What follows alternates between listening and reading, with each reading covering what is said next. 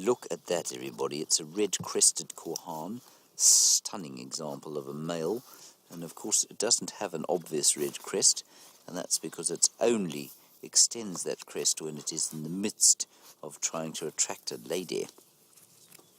Like most of us, keeps our best for when the ladies are around. Not so, Brian? Mm-hmm.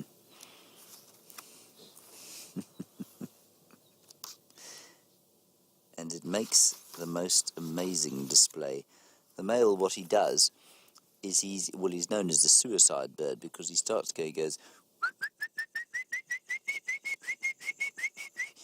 and he flies straight up into the air, folds his wings and drops to the ground. And if he's very clever, he'll open his wings before he hits the floor.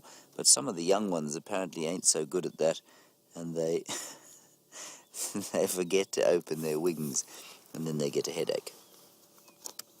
But like Brent Leo Smith falling out of his tree yesterday. And now many of you wouldn't have seen this, of course, because this was during our rehearsal. But Brent situated himself in that big torchwood tree that many of you will know, Nicky Austin's favourite tree. And there he was sitting, perched like an explorer of old, surveying the landscape. And unfortunately his descent was rather amusing because he slipped. And then, uncontrollably, his face went pale white, his mouth dropped, and he fell out of the tree. And we did a slow-motion replay of this whole thing, and the poor fellow fell. I mean, he's very lucky he didn't damage himself, but he fell about 3 meters, which is about 9 feet. And if you would like to have a look at it, well, I think you would like to have a look at it. So here he is.